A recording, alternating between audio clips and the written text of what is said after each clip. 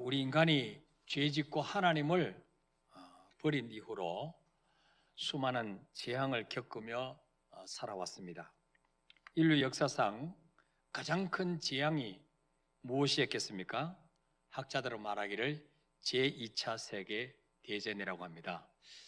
제2차 세계대전에서 무려 5천만 명이 목숨을 잃었습니다. 그 다음에 재앙이 뭐냐면 나치 유대인 학살입니다. 무려 600만 명의 유대인들이 히틀러 한 사람에 의해서 비참하게 살해를 당했습니다. 한국 전쟁은 제1차, 2차 세계대전을 제외하고는 20세기 최대 희생을 낳은 전쟁인데 300만 명이 희생을 당했다고 합니다. 또한 역사상 최대 질병 재앙은 14세기 중세 유럽을 초토화시켰던 흑사병, 패스트라고 합니다. 이 패스트에 걸리면 사람이 새카맣게 되어서 죽는다 그래요.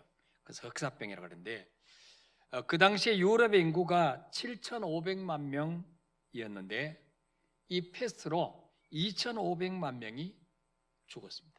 그러니까 유럽 인구의 3분의 1이 이 흑사병 재앙으로 죽었던 셈이죠.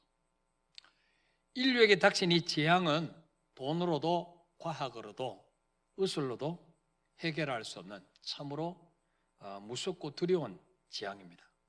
그래서 우리는 재앙이 다가올 때 이 재앙을 통해서 하나님이 우리에게 주시는 음성이 무엇인가, 뭘 깨닫게 하시는 것인가, 이거를 찾아야 됩니다.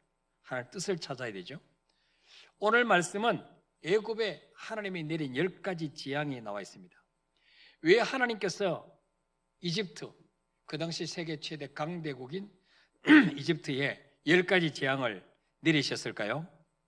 애굽에서 노예 생활하던 이스라엘 백성을 내보내라고 하나님 모세를 보내셔서 바로왕에게 전달했지만 이 바로왕은 하나님의 말씀에 콧방귀를 뀌었어요. 하나님이 도대체 누구 간데 나보고 이래라 저래라 하느냐? 이 바로왕은 굉장히 교만했죠. 하나님도 몰랐어요. 그래서 순종하지 않았습니다.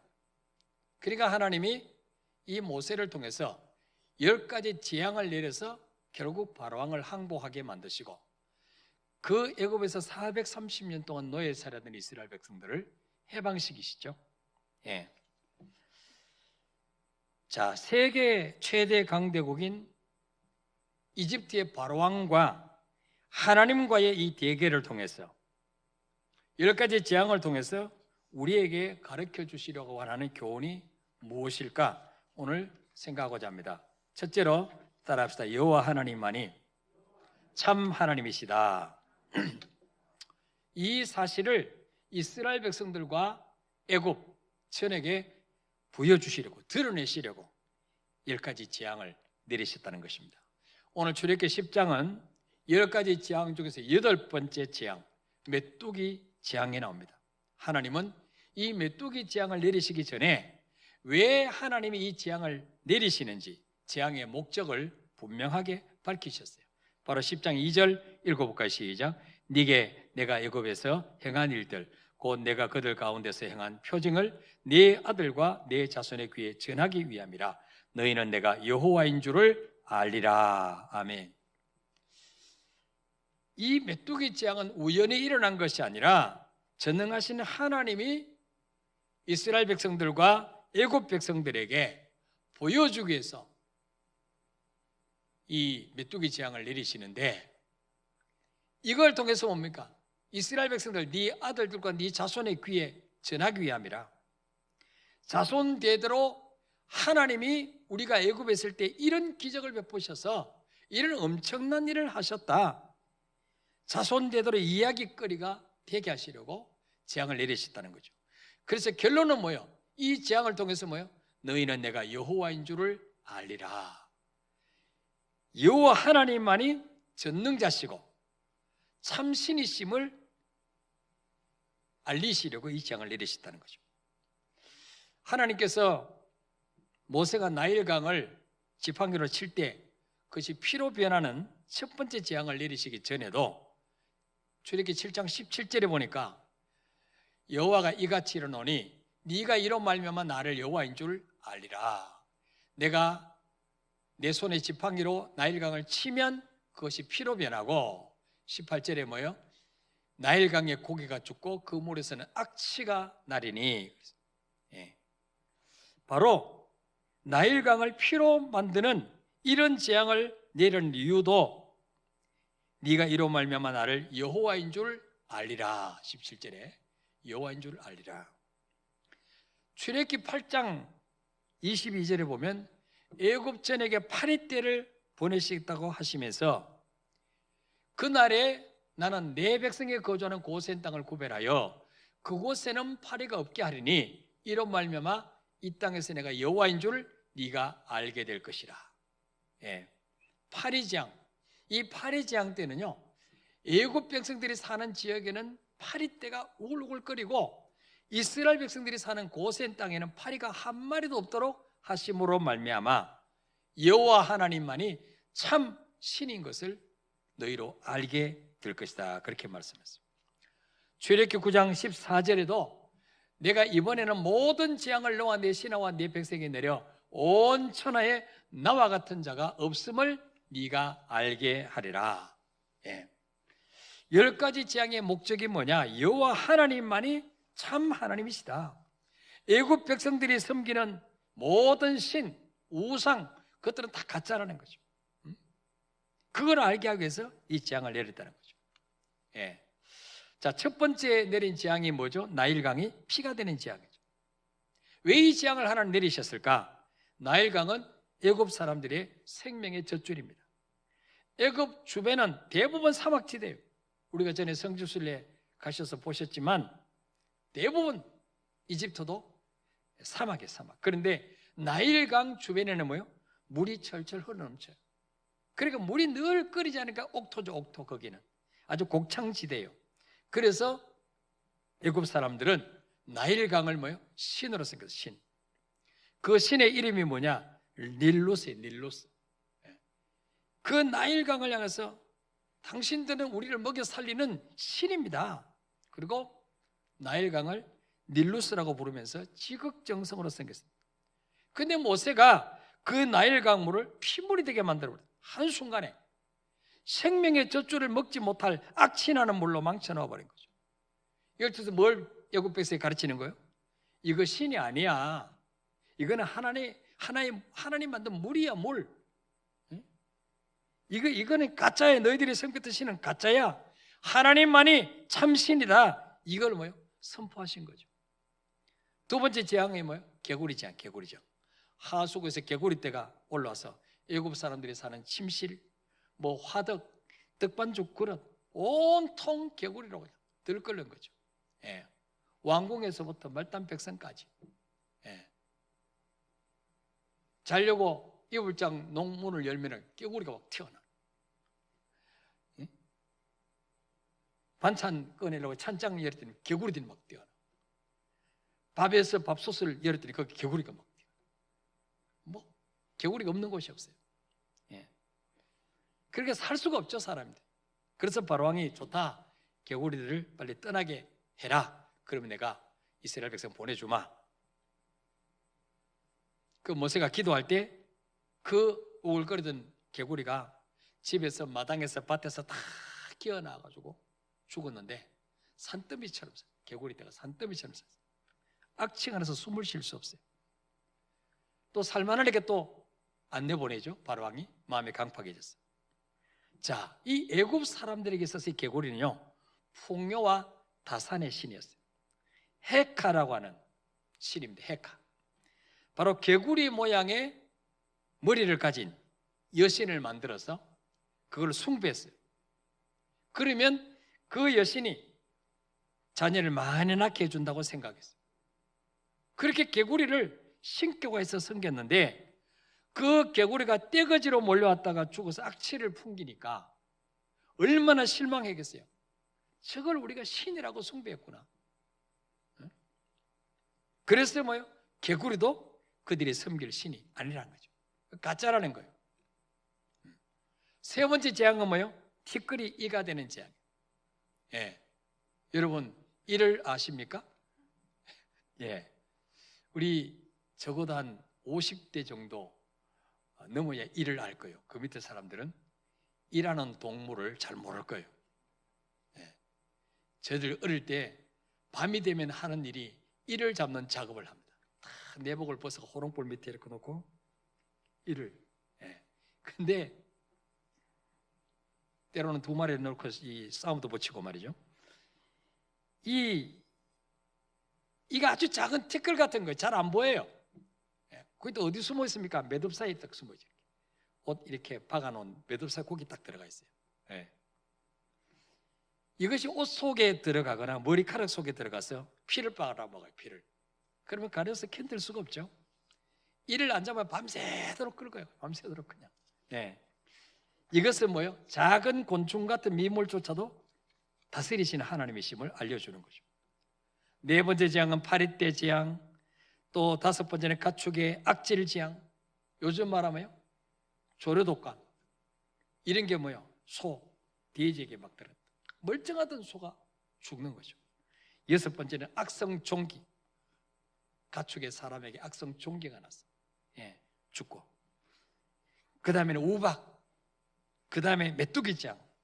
그리고 아홉 번째가 흑암재앙. 흑암재앙. 이 흑암재앙이 뭐냐면은 태양은 애굽 사람들에게는 섬기는 여러 신들이 있는데 그 신들 중에서 최고의 신이 태양이에요. 태양. 이 태양신을 라라고 하는데 라신이라고 하는데 L-I 라신인데 애굽은 사막지대잖아요. 사막에서 가장 두려운 존재는 태양이에요. 태양. 이 태양이 얼마나 뜨거운지 그늘 밑에 안 들어가면 다 쓰러지죠. 여기. 그래서 이 태양을 굉장히 무서운 신으로 섬겼는데 하나님이 재앙을 내리시니까 3일 동안 애굽 전역에 태양이 어두워지고 깜깜한 흑암으로 뒤덮였어요. 한참을 볼 수가 없어. 예. 신이라고 생각했던 태양이 뭐요? 죽어버린 거죠. 예. 이걸 통해서 뭘 하나님이 깨닫게 하십니까? 태양도 다스리시는 분이 바로 하나님이시다. 너 하늘에 보인 태양 저 만드신 분이 하나님이야. 저게 신이 아니야. 그걸 하나님 증거하시죠. 열 번째 재앙이 무엇입니까? 바로왕의 왕자로부터 말단 백성까지 모든 장자 마다들 짐승의 첫 새끼를 다 죽이는 재앙을 내리죠. 그래서 이스라엘 백성들에게는 뭐예요? 너희들은 오늘 저녁에 대문을 잠그고 문 안에 들어가서 한 사람도 나오지 말라.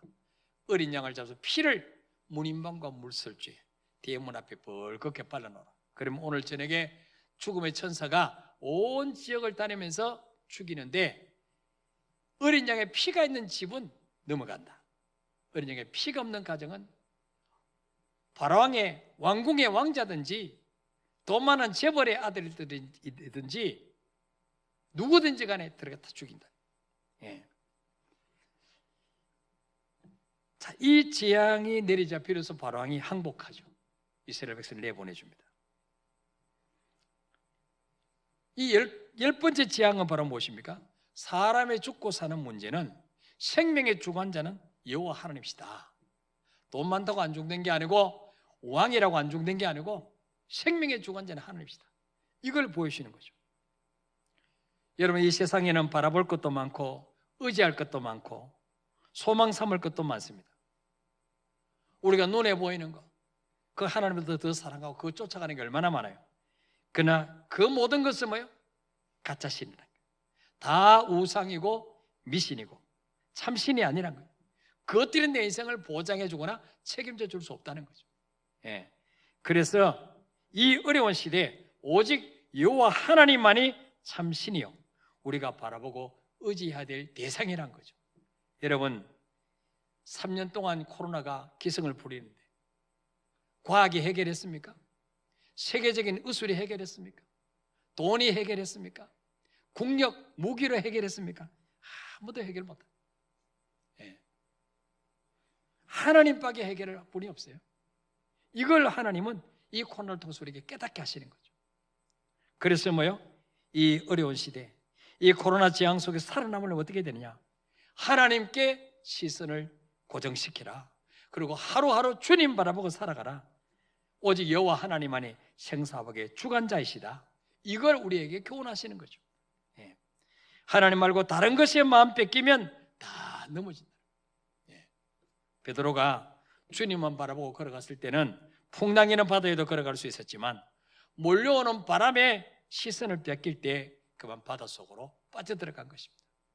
바로 애굽의 10가지 재앙을 통해서 여호와 하나님만이 참 신이다. 우리가 영원히 의지하고 경배할 대상은 하나님밖에 없다. 이걸 우리에게 보여주시는 거죠. 두 번째로는 뭐예요? 영원한 하나님 나라를 사모하라는 거죠. 예. 이 땅은 영원히 살 곳이 아니라는 거죠. 여러분, 애굽은요 너무 살기 좋은 땅이에요. 농사도 잘 되고 물도 풍부하고 국력도 강하고 또 문화도 발달해서 모든 것이 풍요로운 것이에요. 창세기 13장 10절에 보면 이 롯이 아브라함과 헤어질 때 롯이 눈을 들어 요단 지역을 바라본 적 수알까지 온 땅에 물이 넉넉하니 여호와께서 소돔 고모라를 멸하시기 전이었으므로 여호와의 동산 같고 애굽 땅과 같았더라 그랬어요. 자, 이게 소돔 고모라 땅을 여호와의 동산 같았다. 하나님이 직접 만드신 여호와의 동산 같고 그 다음에 애굽 땅과 같았더라. 자, 애굽 땅을 뭐하고 비교했어요? 에덴 동산하고 비교했어요. 에덴 동산하고. 그만큼 뭐요? 살기 좋은 곳이란 거지. 인간을 볼 때는 에덴 동산처럼 모든 것이 풍족한 곳이라는 거죠. 예.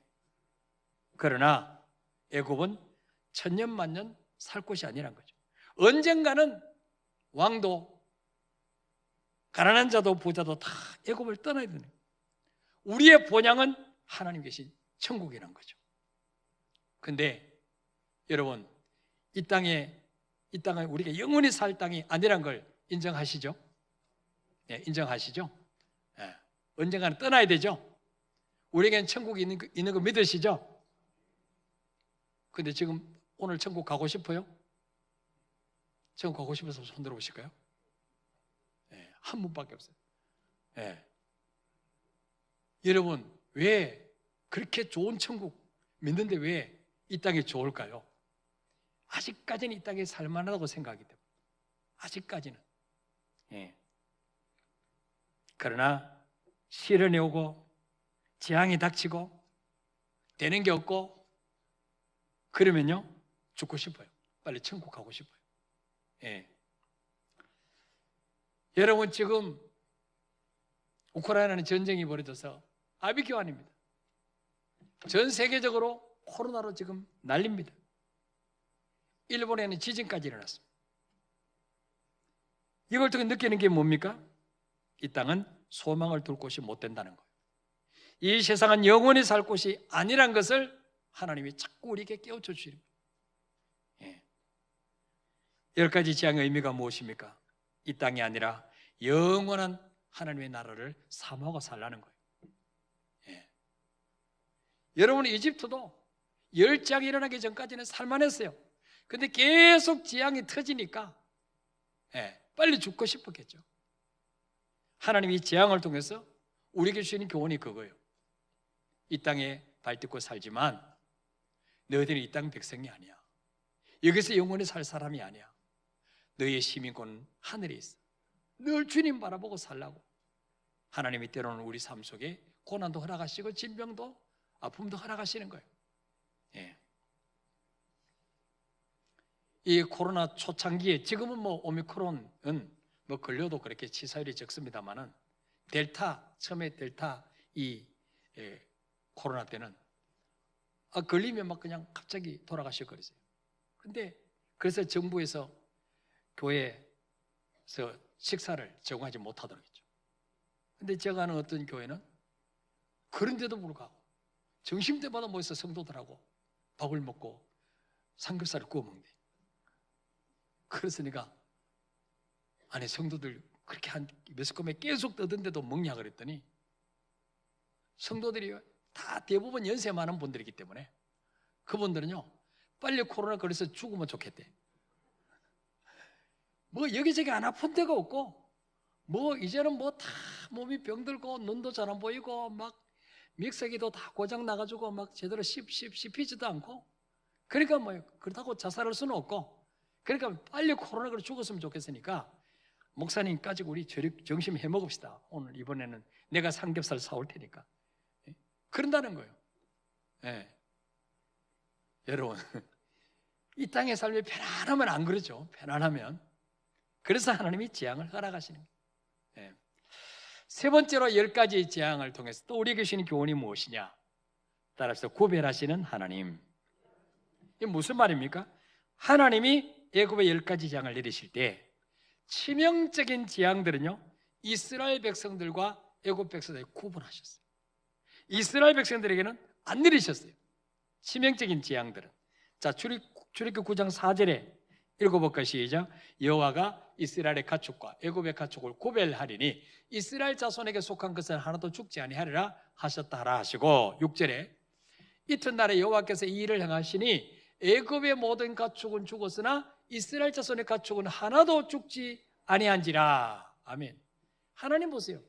똑같은 가축인데요, 가축에게 영혼이 없어요. 이스라엘 백성들의 가축은 예수님을 영접했고 애굽 백성들의 가축은 예수님을 영접 안 한 게 아니에요. 영혼이 없는데, 근데 뭐예요? 이스라엘 백성의 가축은 하나도 안 죽게 하시고 애굽 백성의 가축은 다 죽게 하셨다는 거죠.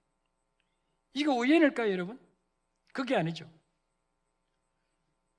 우박으로 애굽 사람들이 밭에 있는 곡식과 채소, 짐승을 쳐서 죽였을 때 이스라엘 자손들이 사는 땅에는 우박을 안 내렸어요. 자, 출애굽 9장 26절 읽어볼까요? 시작. 이스라엘 자손들이 있는 그곳 고센 땅에는 우박이 없었더라. 아멘. 거기는 우박을 안 내렸어요. 예, 신기하죠? 10번째 재앙도 마찬가지. 출애굽 11장 5절 6절 읽어볼까요? 시작. 애굽 땅에 있는 모든 처음 난 것들은 왕위에 앉아있는 바로의 장자로부터 몇 돌 뒤에 있는 몸종의 장자와 모든 가축의 처음 난 것까지 죽으리니 애굽 온 땅에 전무후무한 큰 부르짖음이 있으리라. 아멘. 10번째 재앙도 말이죠, 애굽 백성들에게는요, 일시에 동시에 집집마다 마다들이 다 죽는 거죠. 멀쩡한 애가 자다가 피를 토하고 소리 지르며 죽습니다. 바깥에는 짐승의 첫 새끼들이 다 소리를 지르며 나자빠져. 그러니까 뭐예요? 개들이 막 짖고 난리 났죠. 예. 그러니까 뭐예요? 애굽이 생긴 이후로 그렇게 통곡 소리가 크게 난 적은 없었다는 거죠. 그런데 7절에 보니까 그러나 이스라엘 자손에게는 사람에게나 짐승에게나 개 한 마리도 그 혀를 움직이지 아니하리니 여호와께서 애굽 사람과 이스라엘 사이를 구별하는 줄을 너희가 알리라. 이스라엘 백성들 집, 어린 양의 피를 바른 이스라엘 백성의 집은요, 개도 안 짖었다는 거예요. 막 방 안에서 막 쓰러지고 죽는 소리 나고 막 우는 소리 나고 하면 개도 놀라가 짖을 거 아니에요? 너무너무 편안하니까. 평화 평화로다 하늘 위에서 내려오네. 개도 자는 거야. 개도 단잠을 자는 거야. 예. 개도 혀를 움직이지 않았다. 왜? 여호와께서 애굽 사람과 이스라엘 사이를 구별하는 줄을 너희가 알리라. 예. 왜 이스라엘 백성과 애굽 사람을 구별하셨나요? 출애굽기 6장 7절에 보니까 너희를 내 백성으로 삼고 나는 너희의 하나님이 되리니 나는 애굽 사람의 무거운 짐에서 짐 밑에서 너희를 빼낸 너희의 하나님 여호와인 줄 너희가 알지라. 하나님이 이스라엘 백성들을 하나님의 소유로 하나님의 백성으로 삼고 나는 너희의 하나님이 되리라 그랬어요. 예. 우리 예수를 영접하는 순간에 우리는 하나님의 자녀이고 하나님은 우리 아버지가 되신 거예요. 그래서 하나님은 지금도 일반 은총, 여러분 비 올 때는 예수 믿는 집이나 아는 집에 다 비가 내려요. 근데 특별 은총이 있어요. 특별 은총. 특별 은총은요, 신자 불신자를 구분하십니다. 믿습니까 여러분? 구분하십니다. 예. 어떤 장로님이 교회에서 큰 상처를 받고 하나님을 떠나서 세상에 빠졌습니다. 무려 3년 동안을 세상 사람들과 어울려서 방황하고 지냈어요. 어느 날 술집에서 술을 마시고 있는데 건너편에 구슬하고 있던 무당이 소리쳤어요. 여기 예수 믿는 사람 때문에 신령님이 오시지 않습니다. 제발 나가주세요. 술집에 있던 사람들이 웃었어요.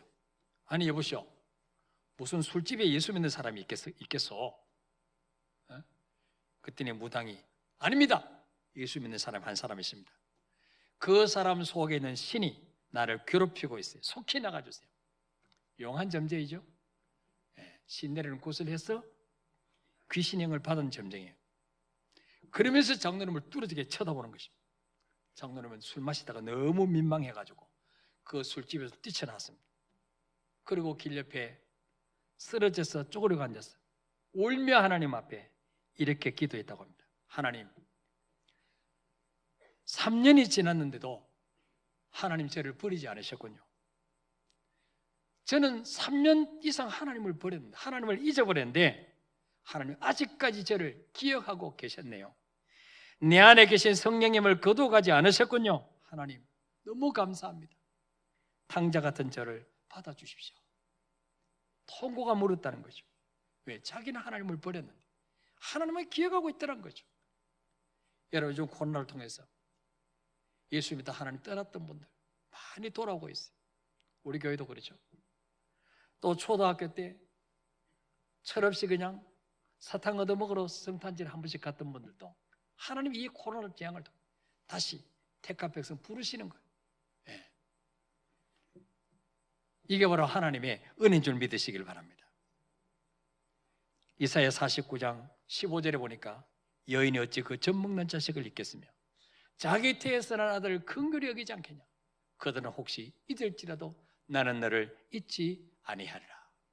하나님과 우리의 차이점이 그거예요. 우리는 하나님을 잊지만 하나님은 절대로 우리를 잊지 않으신다는 거죠. 부모와 자식 차이도 그렇죠. 자식은 군대 가면 부모님 눈에 안 보이면 부모님 잘 생각하지 않아요. 애인은 생각하는데, 근데 부모는 어떻습니까? 한순간도 자식을 잊을 수 없어요. 자식 군대 간데 찬바람 불고 추우면은 아들 생각이 나죠.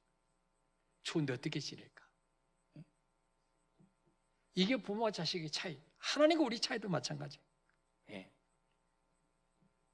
마지막으로 하나님 앞에서 기쁨으로 항복해야 이 위기에서 화를 복으로 바꿀 수가 있어요.